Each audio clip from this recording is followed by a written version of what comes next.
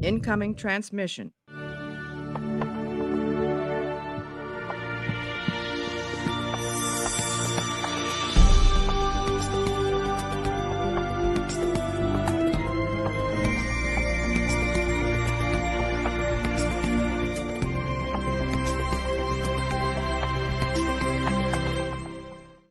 Hello and welcome to another exciting edition of the Captain's Quadrant. This time, section 31 and a half, as we have questions.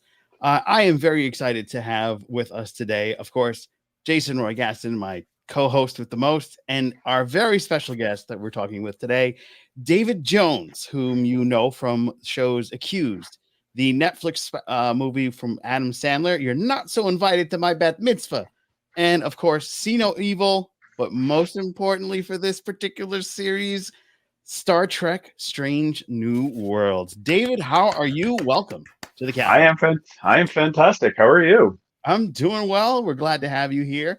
And we're going to have a nice chat about some things that you've done and, you know, where the future holds for Mr. Model David Jones. And I've got to ask the silly question right off the way. Do you end up having to change your name because of David Bowie? And Yeah. the monkeys, you cannot be called Davy Jones. Oh, I hear that too often. That and Davy Jones's locker. Yes. Well, we don't exactly have originality here. We're just rehashing everything in a new way. Yeah. Sometimes we rehash old things in old ways. Yeah, but we rehash. We're good at that. Yes. Hash is good. Yeah. Now I want hash. Hash is awesome. Dave, so tell us the journey. Like, how did you end up becoming a background actor, especially in Strange New Worlds? What was the genesis of it? So it started a couple of years back, doing some modeling here and there, and a bunch of friends of mine were like, why don't you just go do it in front of the camera? You know, you have the looks, you have the personality. Why don't you go try it in front of the camera? And I was procrastinating for, many years old. Maybe here I'll do it one day.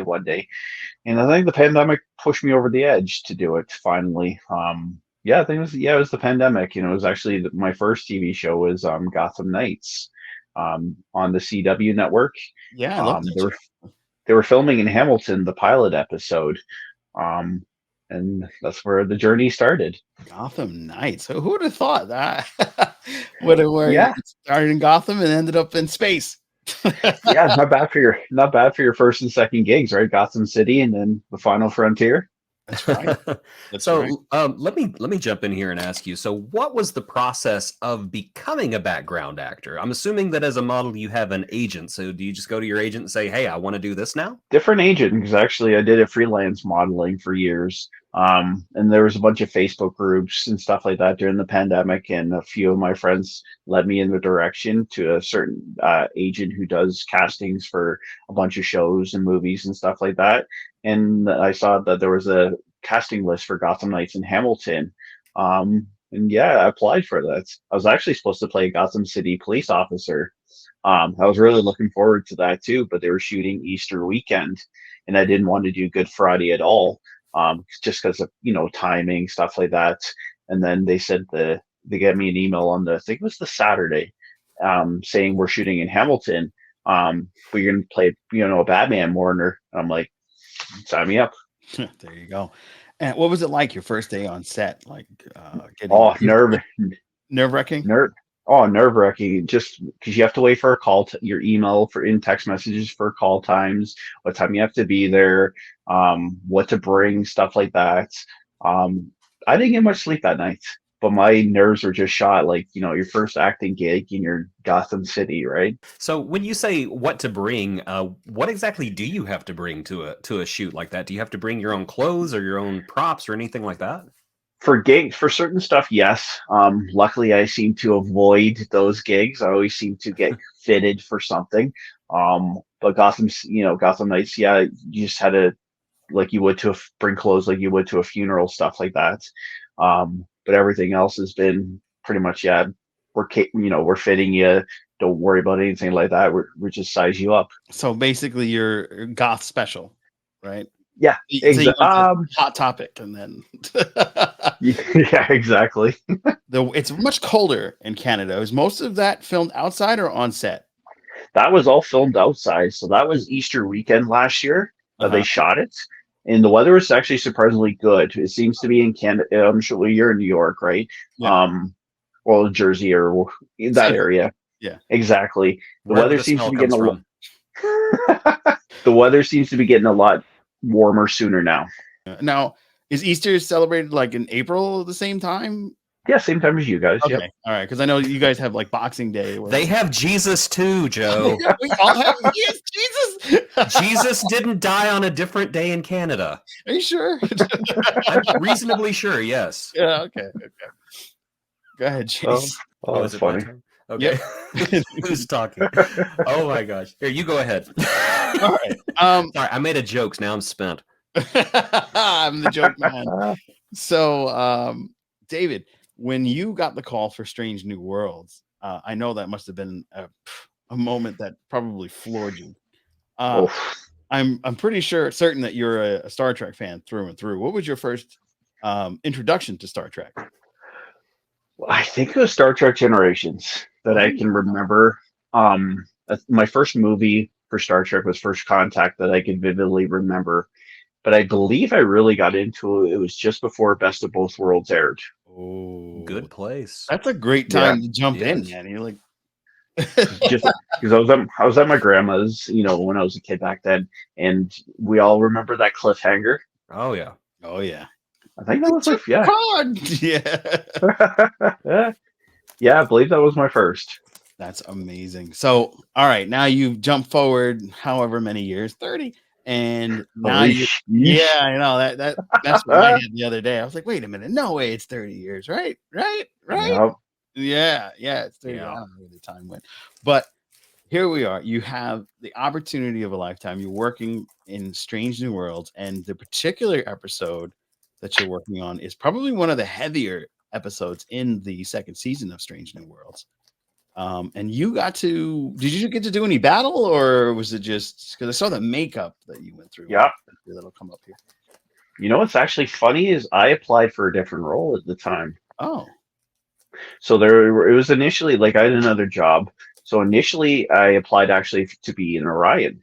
wow. So, yeah, but I think I was having work issues trying to get the time off or whatever it was. I forget exactly what it was that held me back.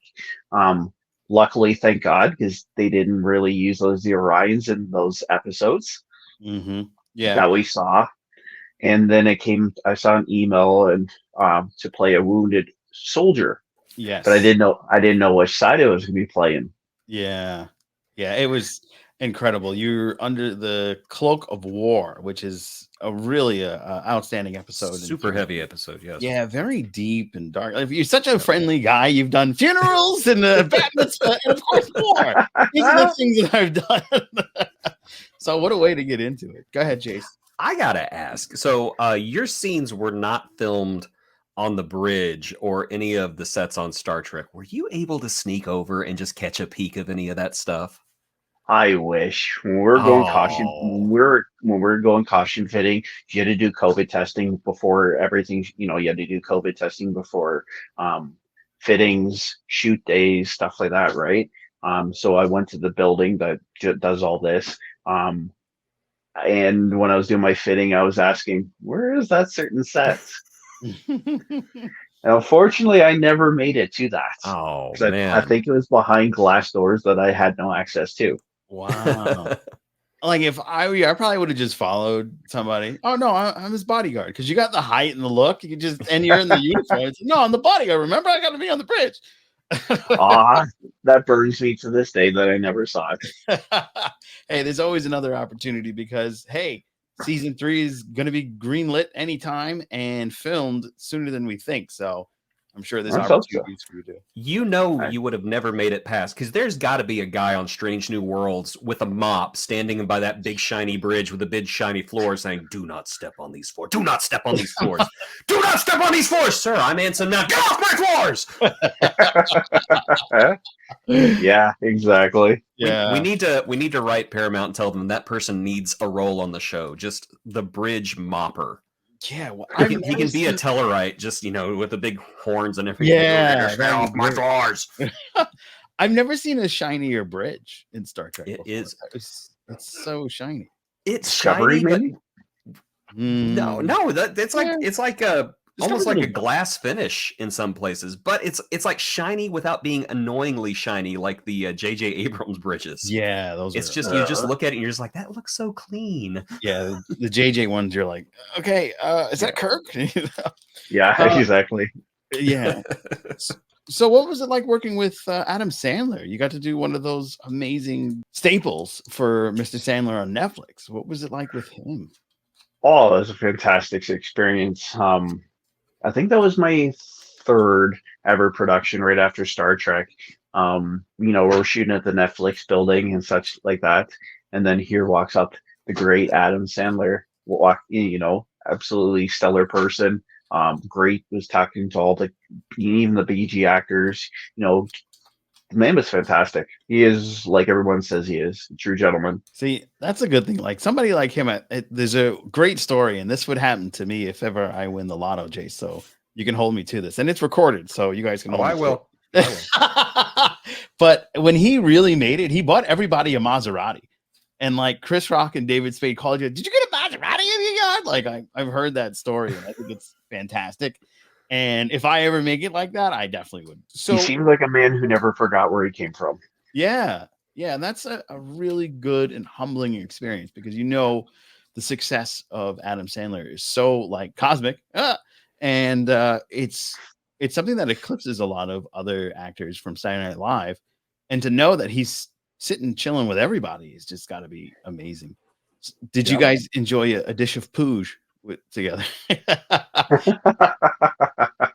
was the man. Yeah, the man was fantastic. Anybody that ever says anything about him, I'll give him nothing but 100% props. He was great meeting with the background actors, and it was something I'll never forget. Kind of getting off of Adam Sandler, which I have heard the same stories that he is just an incredible person to be around. What about the Strange New Worlds actors? Did you get to interact with any of them? Because correct me if I'm wrong, but I think that you got to film scene, or at least some of your scenes were there with and I always mispronounce his names, Babs Alu Sanmukan, and Yep. that's terrible. That I was so can't bad. pronounce Sorry, his Babs. last name either. And Jess Bush, I think that at least in the show, it looked like y'all were on set at the same time. So did you have any interactions with them? Rule number one with background acting: do not talk to the actors unless they talk to you first. Mm. I don't like that rule, but I will. So no Maseratis going around See, that set. I would be flicking peas at them whenever they weren't looking, and that way, whenever they turn it, did you throw something at me? I'm such a huge fan. Well, he talked to me. Yeah, it's the rule. Oh my goodness. Yeah, Uh, I mean, so you're following the rules. yeah, that's the Babs way in. Babs was there, and like we were filming something that didn't come to air. Mm. But he looked at me, and I gave him this subtle, head nod, because it was just after that episode with his daughter when he puts her in Mm. the transporter buffer. So Yeah, I wanted to say to him, that was a brilliant episode, but your place, right? yeah, yeah, Unfortunately. yeah. So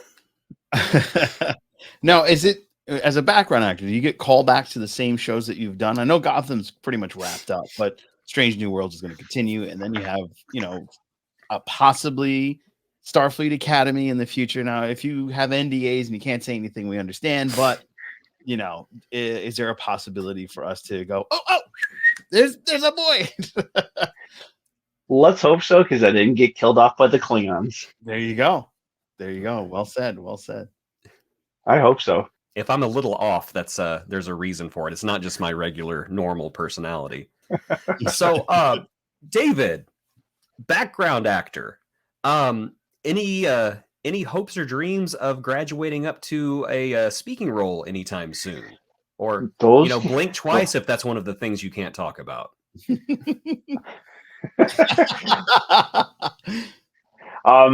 Oh, definitely. I don't want to be a background actor forever. Look at him squirm. Strange New Worlds definitely gave me the acting bud. Definitely, there are sometimes you do get upgrades on sets to speaking roles, but I'm pretty sure, like, other most of these other productions, they want to pay as little as possible, right? Um, but it does happen. It does happen. I did get voiced over in Robin Hood, it seems. Um, it's a Canadian production, so you probably wouldn't see it. But let's hope so. I want to get back on Star Trek again. I want to do more. I don't want to be behind the camera. I want to be more in front of the camera. Yeah. So I got a question about being dubbed over. What did you think of your voice? Because that would scare me. I would worry that I would be on the set going, "Come on, men, let's go," and then they would voice me over with, "Come on, man, let's go." Yeah, that's what I was just saying. He's in a deep voice. Come on, guys, let's get him. On a scale of 1 to 5, how would you rate your AD? My EDs have all been fantastic. My ED, it sounded a lot like me too. So yeah, I can't remember if I did speak a line or not. That good. Yeah, wow. It sounded a lot like me too. Wow. So let's hope. Fingers crossed. Right? Yeah. So before we came on, you were talking about that framed portrait behind you. Can you give us the little quick backstory on that guy? So that is the artwork for Strange New Worlds Under the Cloak of War. Yes. Yeah, I saw that when that person on Twitter, or X now, does all the official artwork for all the episodes for season 2, and I think he did it for Picard as well too. Yeah, the minute I saw it, I had to snake it up. It's going to be part of my life forever, right? Absolutely. And his artwork was fantastic. And you actually got to meet him in person, or? Unfortunately, not yet. But he did sign it for me. So, because he was doing that, he was signing his artwork if you asked for it. And yeah, I totally asked for it. Any temptation to take a souvenir from the set? I know you would never do such a thing. Any temptation? All the actors want to take a little memento, right? Yeah. Oh, absolutely. Yeah. Unfortunately, the wardrobe and props people are very stickler. Oh. You know what's weird? I always found it weird because like they make the suits specifically fitted for you, and your frame is quite like model-esque because you're a model. And you would figure, okay, so we tailored this especially to him. So you know what, buddy, go ahead and take it. But I guess, I guess it's the ruin of you're walking around somewhere in Canada and then somebody going, that looks like a Star Trek uniform, and ruin, I guess, spoilers. Why does that man have Jess Bush under his arm? I took her too. Yeah, and it's funny because Tanny Newsom and Jack Quaid are bragging about the stuff they took off sets. Yeah. Just like, I took this, and this. Yeah, it's wild. Yep. They're up here. Yeah, they're up here. Yeah. I am down here. we won't tell anybody. So, did you get to play with any of the cool like technological pieces? I know it's a Cloak of War, so they have like the guns and all those fun little props. Did you have any props? It was. I definitely, obviously, as a lifetime Star Trek fan, I had to look around as much as possible and see everything. It was cool seeing the pads where Babs was using the transporter and stuff like that. It's just soaking it all up, right? It's not every day you could be on a real life set of Star Trek. We had the fake phasers and everything like that too. It was really surreal. And that was a darker set, if I recall. That whole scene was very dark. They were basically transporting the wounded up into the buffer like he did with his daughter, and those who he could kind of manage to triage, he would put on a what was like a cot and put him like in a side, almost like a storage unit on Earth. Seeing so many of those like wounds and battle scars, I saw in the photo that you shared, you had some of those on you. How long did that process take? Not very long. These makeup artists are very professional and very fast. I think it took 45 minutes to an hour. Oh. Obviously, other people took longer. Yeah. I mean, you got to keep all your limbs. That's always good. Exactly. It's not every day you survive a battle with the Klingons. Yeah, exactly. So anything interesting happened on set that you'd like to tell us about, like a funny story or an anecdote, or maybe just an interesting story you make up?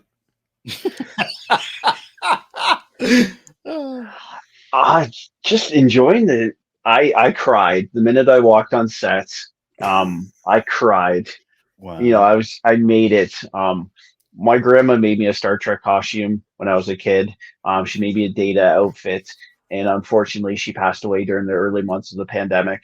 Oh, And she never got to see me put on the real thing. So doing the costume fitting made me really emotional, and then made me emotional when I walked on set for the first time. yeah. Oh, wow. Thank you for sharing that. That's Yeah, that's nice. that's great. Yeah. That's amazing. Yeah, You know, I like to think that even if they're not with us, they know. Yeah. she was up there making sure I did not get edited out of that episode. Yeah, there you go. There you go. Don't you kill him off. I will come haunt you. Yeah, Don't exactly. don't you edit him out of this episode? Hey, so once I know like you probably couldn't tell all your friends that you were in that particular episode, but once it aired, were you able to go, guys, come here, come here? Or did you bring everybody together and do like a showing of your big moment? Family, yes. Unfortunately, when that episode aired, the writer strike was just happened, Yeah. so it was like, oh. But I'm not as a Canadian, I'm not a member of SAG-AFTRA, Mhm. but I decided to keep my mouth shut as much as possible, just in solidarity for all those people. If it wasn't for them, I wouldn't be here. Right. Right. It's the least I could do. Yeah, and that's why we're doing this interview now. We actually were talking a while ago about it, and you were like, "Oh, after the strike is over," and literally the strike was over. I get a text from Jason in our chat, and then I got a tweet from you, like a DM from you saying the strike's over, and I was like, "For real?" Like, so we didn't waste any time. We set this interview up right away so we could chat. Yep. What is one of your favorite episodes besides the one you're in of Star Trek? I'm just curious, like the depths of your scope. Are we talking Strange New Worlds or are we talking everything? Everything, just Everything. yeah. You know what? Actually, I always go back to this as one of my most favorite episodes. Is was it Genesis? The TNG episode where they all deform into Yes. primates, and uh, that's actually one of my most favorite episodes of Star Trek. Wow, It's different. it's It was very dark. It's funny. You don't hear a lot of people talk about that they love Genesis. As a matter of fact, I've heard a lot of people say it's the worst episode ever. I love Genesis. I I did think it's a too. great horror episode. Yeah, it's a spooky season episode. Yeah, Like exactly. Seeing I was. Barkley as that spider was scary. Yeah. Oh, that was freaky, but it was so Well, fitting because he's so freaky. You want to know the part that always freaked me out was whenever Worf spits venom into Beverly's face, and it's not that Oh. part. It is her down on the floor just like writhing because Gates McFadden was like selling it. I'm watching it just going, Bev, no. You okay? You're gonna be okay. Oh, Yeah, Bella, help her. Yeah. Another one I have to say is Gambit. Ooh. Oh, yes. It's so funny because like between part 1 and part 2, I met Robin Curtis, Nice. who is in that movie and in that episode, and she was just like, "Yeah, there's some things I want to tell you at the end about my performance, but I can't." Oh, She was so fun. What about you guys? What's your favorites? oh, you first. Bye. Putting me on the spot. My God. Well, I mean, you got to give me a couple of seconds. That's a big question. For me, my favorite episode of Star Trek is Deep Space Nine, Chimera or Chimera, with Laws. So The other changeling? yeah, the Changeling. He was one of the 100 that they sent out across the universe. Oh, yeah. And he meets up back with Odo, and Odo's trying to teach him the ways of the solids on Deep Space Nine. It's like season 7, I think, or 6 or 7. And that's actually played by J.G. Hertzler. And I just found that episode so compelling because here's somebody that lived as an outsider in a world full of people that are nothing like him. And to have somebody by his side that is like him and share those experiences and teach someone and learn, because actually Laws has been around longer around in the universe. Laws could figure out how to travel in space by himself because changelings don't need to breathe, apparently. So I just found that to be one of the more compelling episodes of Star Trek. Are you ready, Okay, Jason? so you guys are like, y'all are choosing all these obscure episodes I've never thought of before. I'm saying, well, my favorite one is The City on the Edge of. No, probably one of my favorites. This may be a cliched answer. Deep Space Nine's The Visitor is like one of the only Star Trek episodes that's ever made me cry. Visitor, which one's that one? That's the one where Cisco dies at the beginning and it follows Jake throughout the years afterwards. Oh, and- yes. yeah, it just that whole That was ending emotional. after. And Tony Todd is one of my favorite actors. I love the guy. So to see him show up on Deep Space Nine, not playing Kern. Yeah, not playing Kern and just like no makeup was just a treat. And Avery Brooks in that last bit, whenever he tells Jake, whenever Jake says, "Are you okay?" and he goes, "I am now," and he kisses Jake and his voice cracks. He goes, "I am now." I'm just like, and I'm not exaggerating. I was like bawling. I was like 17 or 18 when that episode came out, and so my mom walked in. She goes, "Are you okay?" I'm like, "I'm watching Star Trek." Oh, that one with the lightsabers. No. My mom did not know there was a difference between Star Trek, Star Wars, and Spaceballs until a couple of years ago. And she told me, she said, "I thought they were all the same show." So I threw a glass of water at her and told her to get out of my house. You have brought shame and disgrace upon our family. All right, that's good. Sirach was fantastic in that episode. Oh yeah, Sirach is a great actor. He is, yes. Very nice person. I had the pleasure of meeting him at STLV. Thanks to I had a hookup from Ernesto from another show that I do.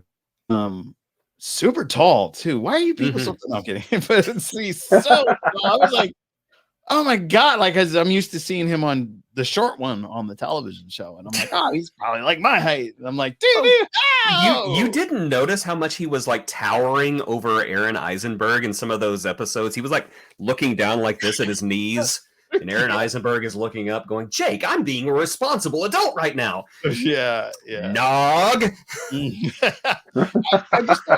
I thought Aaron Eisenberg was really short. I was like, oh, Aaron Eisenberg was really short. It's just Sirach is very tall. That's all. It's a great combo. Great combo. Sirach is very tall. I'm copywriting that. I'm going to write a song. Okay. So, as a Star Trek fan, David, what alien species would you play if you got the opportunity to play? Oh, it's gotta be a Klingon. It's gotta be a Klingon. Nice. So, I don't know if I could be patient enough to get prosthetic up and makeup up to be a Borg. I would think a Klingon would be more. Yeah, you got the headpiece, true. The suit, and then like the paint because it's like a true. Yeah, I guess so. It's got to be a Klingon. It's got to be. I would have to choose Klingon as well, just because I would play it against type. Be like all the other Klingons are sitting there jabbing buttons. I'd be like, fire weapons. I'd be going. Why is that Klingon not Klingon-y? Or if you watched our episode, the second to last down the hallway with a phaser, just going. I don't want to shoot anybody. So that's what happened to Alexander. Oh, wow. I was thinking like maybe you would be the Klingon psychologist. Oh no! If you watched our episode, if you go back to our second to last Lower Decks review, he brought up a great point that the first Klingon psychologist.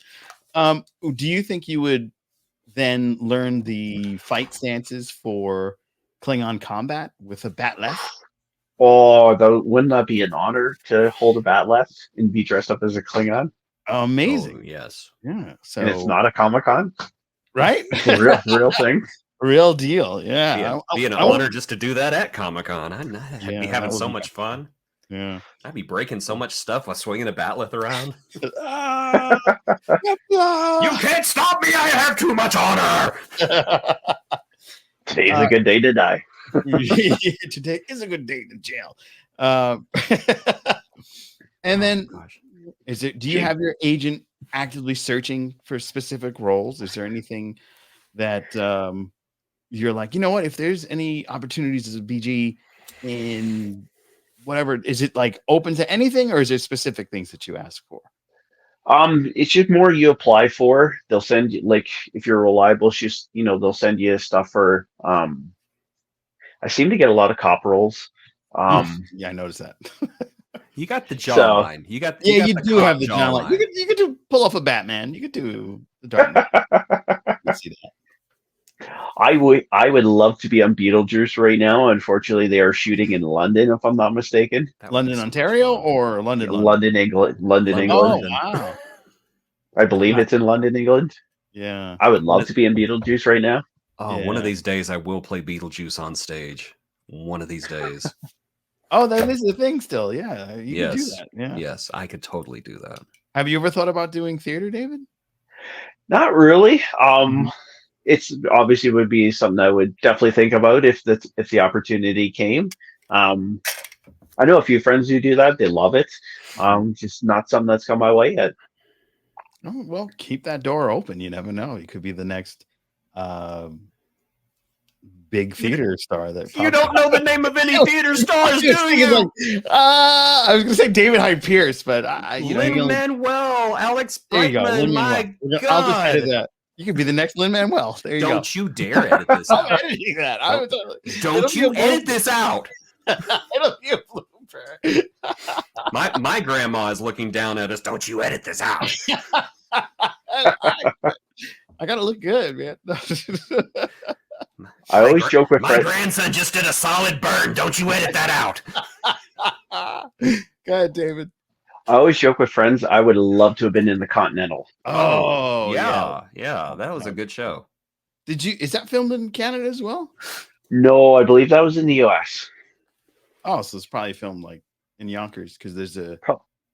right by literally. Well, you can't see it. I can't point, but across the river, right where I live, is a studio for Lionsgate. So it was probably shot Ooh. there. Yeah, that's the big studio here in the East Coast. It's huge. I think Amazon and a couple other people have put money into it. So it's this big, massive studio right there. And I've gone there many times because you guys need anything? Like, get out of here, fatty. And I'm like, oh, you know. Oh man, Jason. you'll get there one day. One day. Dream roll. If you could take any part at any time from a movie that was made 10 years ago, 20 years ago, 50 years ago, what is a part that you would pluck that actor out of and insert yourself into with absolutely no regrets or guilt and say, this is my part now? I would fake a British accent and be James Bond. Oh, nice. Wow. Nice choice. Which one? It's got to be Daniel. It's got to be Daniel Craig after these last few movies. Then that was I the always correct choice. I always grew up. I did grow up with Goldeneye, Tomorrow Never Dies, but Daniel Craig's was something special. Oh, so he was he was the pugilist James Bond, and I appreciated that. Really? I loved Casino Royale. Yeah, he was very rough and tough. Yeah. And I always thought that Casino Royale was kind of like the best one. Yep. But then Skyfall came out. Skyfall Was incredible. Javier Bardem as the villain. Yep. I'm dying. Yeah, there was so Skyfall is the It's the best best James one. Bond ever made. Yeah, it was fantastic.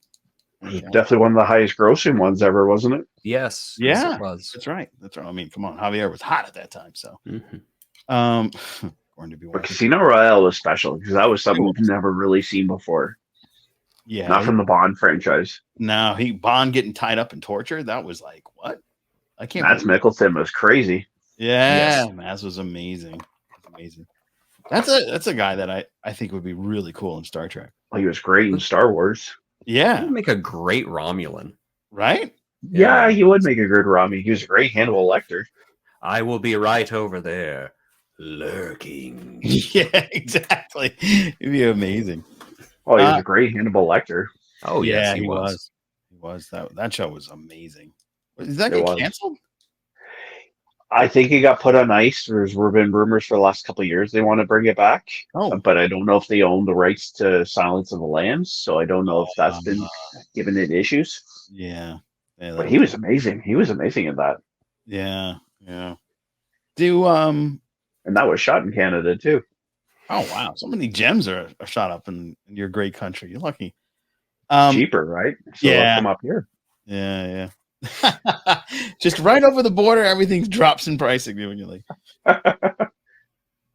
So the See No Evil role that you played, which is another cop, can you give us a little bit more info on See No Evils, that role? Because I know there's a lot of true crimies out there. I would love to hear about that. That was a great production. We actually started shooting that in March. And it happened to be one of the worst snowstorms of the year that we had. The production crew were absolutely fantastic. It was something I'll never forget how well they treated everybody. A bad snowstorm. It was one of the worst of the year, and they were putting up people in hotels. And I got snowed in as well too. So they gave me a ride back to the train stations to make sure I wouldn't get stranded there and make it home safe. Great production. Always support them going forward after that. That was one of the happiest days, and they treated us so well. Were you able to stomach watching the whole episode that you were in on that one, or because I some of those enjoyed it. time ones off to watch? Like, oh my god, they did what? That was fun. I had a lot more camera time than I thought I was going to do. But it was a great episode, is because they're all based on true stories, right? Absolutely. Yeah, that was a great episode. Yeah, It really was. yeah. That's always a tough thing to stomach, some of those, because the Yeah. severity of what happens to the victims is just kind of very disheartening. But It is. you're part of a method of family healing that I don't think people really understand. Being that unfortunately somebody in my family was a victim of a heinous crime. So if they ever turn that into a story on television, I think that would, especially if they solve it, that would probably give a big part of closure, and seeing it would just kind of heal and bring so much peace to everybody. You got And that so let's right. end this on a dark note. Hey, have a good funny question, buddy. No, you totally killed the vibe there. Thank you. Yay! No. So, I was kind of stalking your Instagram earlier, just looking at things. So you appear to be quite immersed in geek culture right now. So very quickly, tell me your favorite source for geek fulfillment, aside from Star Trek, of course. Comic-Cons, those closures during the pandemic, not going to Comic-Cons was awful. Mm-hmm. I go to these religiously every year, Fan Expo, Canada, and then Toronto Comic Con. Having those closed for quite a while was rough, because that's usually like my yearly pilgrimage. So are those large conventions up there? Because think of like San Diego Comic Con, New York Comic Con, that size, because it's the biggest one in Canada. Oh my god, I had no idea. Wow, that's amazing. I'm just thinking about the strange predicament you would be in, like if Babs, I can never remember his name. If Babs was up there, and you go to Amiga. If you go up there to meet him, and it's like you pay $40, like, there's my money. I can talk to you now. Yeah, you're not so high and mighty now, are you? And Binga's, I'm sorry, who are you? Are you the guy who smiled at me on set? Did you throw peas at me? So, what have you done with Jess? Yeah. So, David, are you going to carry a bag of peas now to start fucking at actors from this interview? Oh, there's a good way to get kicked off set. Oh, come on! I'm just trying to get attention. Yep. One day I'll be cool enough that I can talk to them and not get in trouble for it. You'll get there. Sure. He's going to get fired, and he's going to blame us, and then we're going to get blackballed in the community. No. Doug Jones will be doing interviews going, yes, Captain's Quadrant. Yeah, do you know Anson Mount still hasn't found the pee in his hair? It's all their fault. It's still stuck in the gel. It sprouted and leaves started coming out of his dew.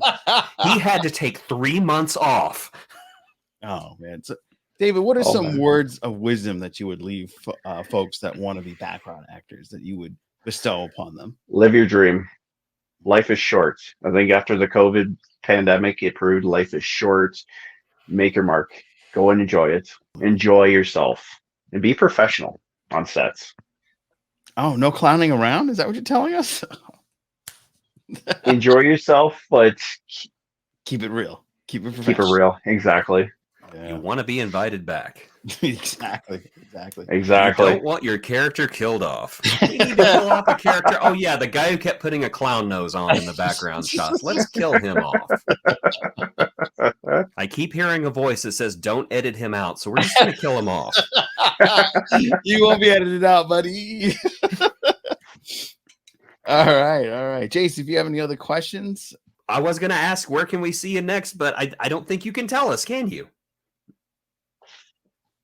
Okay, so be on the lookout for David and Mr. David Jones and all future productions that are out of Canada. So just start looking away and then follow his social medias. Those informations will be pasted down below in the podcast notes if you're listening to the podcast version. And if you are listening to the podcast version, do us all a favor, Jason, myself, and David, and give us a 5-star.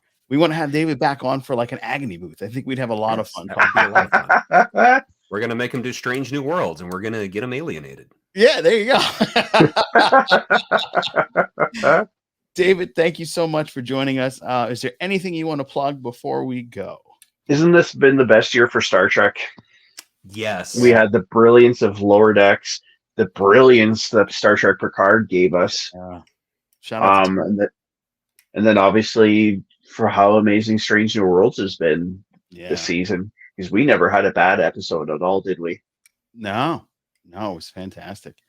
We really lucked out this year. And then we've got a lot next year. I think Section 31 is coming. And if you're in that, blink really quick. All right, let's look at his eyes. No, okay.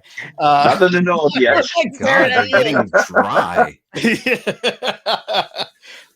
And then Lower Deck season 5 is greenlit. Yes. They are already writing it. So the season 5 of Discovery is coming, the final season, and of course we get Star Trek Prodigy on Netflix. That's right, Christmas Day. Yes. Merry Christmas, y'all. Yes. What was your favorite part? What was your favorite moment from Picard? Me or you, Jace? There's so many. Yeah. I don't know if it's Brent Spiner returning as Data or just seeing the D again, because we all love the D. What about you, Joe? For me, it's got to be the monologue from Riker when the ship is descending into oblivion in the nebula. I just thought that was superb acting, and I usually don't get too starstruck, but when I met Jonathan Frakes, I just had that monologue in my head, so I was like, so I just gave him a bow and then stood behind, take my photo, and then left. So for sure, that monologue was just incredible, and I've gone back and watched that episode just for that monologue. It was just absolutely thrilling. You know, it actually made me emotional because, again, when it came out, I already, I knew it was in Strange New Worlds. Yeah. The music, the music at the end of the first episode, hearing the First Contact music again, it brought me to tears. I'm like, oh my God, we're back to peak TNG. Yeah, absolutely. Yeah, that is such a beautiful score too. Yeah, but you can buy the DVD. You can buy the vinyl of that, I think. Yeah. I have the soundtrack to that entire season, and there's so many refrains and bringing back those old scores and everything, especially whenever they're launching the Titan for the first time. It's just like, oh, that's from Star Trek 3. Ooh, that's from Star Trek 2. Ooh, that's from the motion picture. Ooh, that's from Star Trek The Next Generation. It's just great. I know a lot of people were just like, oh, couldn't they have come up with something original? No. No, this was necessary. That's 40 years of our memories, right? Yeah, growing up hearing that score. Yeah, exactly. I was going to say Todd Stashwick's performance when he did the Wolf Street 5-9 series was fantastic as well. Yeah, his casual jerkiness was just it so endearing. Yeah, and I knew from the second he was introduced, I'm like, they're going to kill that man. Oh, and I'm going to be so sad. Yeah, it'd be so sad. And then they did. I also have to admit, another one of my favorites is whenever 709 found out she was being promoted to captain, because I thought Jerry Ryan did such an amazing job doing so.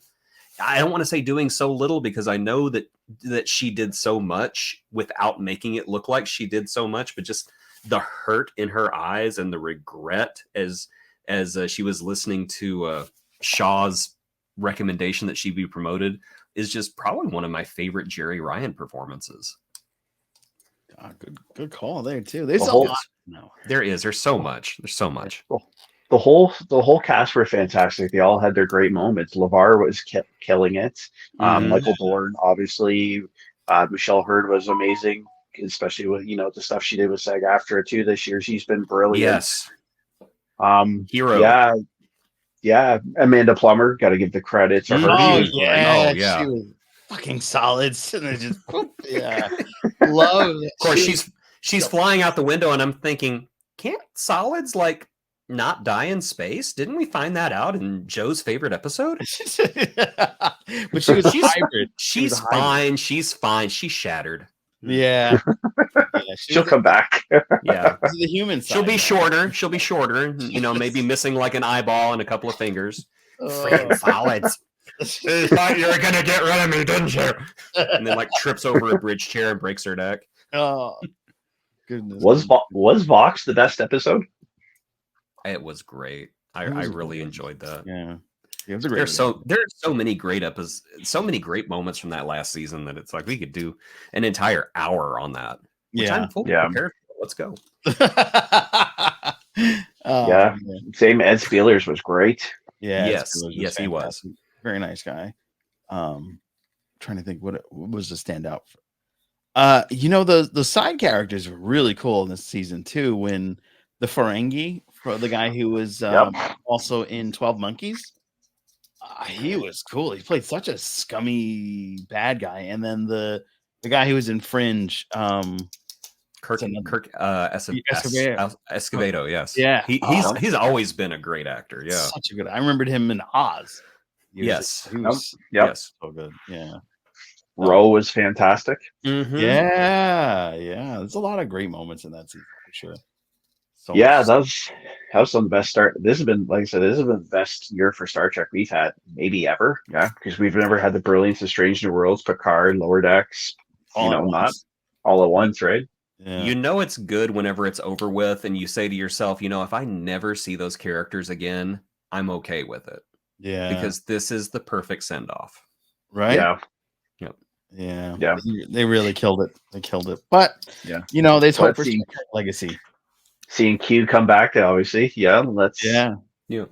future the hope for the future. Exactly. Star Trek Bring Legacy. me back. Bring me into Legacy, please. Yeah, there you go. Yes. So, over the future. Hashtag David Jones for legacy. Yeah. Hashtag Strange New World. Let's go. Season 3. Yeah. Let's go. Let's go. Let's go. You could be the new you could be the new Tracy Coco. There you I'd be go. okay with that. Yeah, that'd be amazing. That'd be amazing. All right, guys, this has been fantastic. David, thank you so much for spending some time with us here on the Captain's Quadrant. We had such a wonderful time chatting with you about Star Trek and your amazing time in it and many other things. Be sure to follow David in all of the socials that are linked below. His website is also linked below. Is there anything that you want to specifically shout out before we go? Thank you, Joe. Thank you, Joe, for being an awesome friend. I've enjoyed watching your channel long before I started doing any of this. You guys are great, and let's hope we do this again. Absolutely. We'll bring you in for an agony booth for sure. Jason, We'll make sure it's not Strange New Worlds, though. We don't want to make your life more complicated. That is not bad. I don't think there are any Strange New Worlds episodes that are. No, they're worthy not of agony booth. Agony booth yet. No. Yet. They're going to do it sooner or later. Yeah, there's going to be a stinker somewhere. They have Yeah. to. It's impossible. It's the odds. We said the same thing about Lower Decks, and then it was like, ooh, 2 in a row. Ew. Yeah. All right. Well, that's going to wrap it up for this wonderful episode of Section 31.5, because we have questions. Be sure to like, share, and subscribe, and share everything with your friends. Be sure to check out Jason Roy Gaston on his channel. Be sure to check us out on Thursdays, live every Thursday. And be sure to look out for David. He may pop up in one of your favorite shows, movies, and more. So until next time, live long and prosper.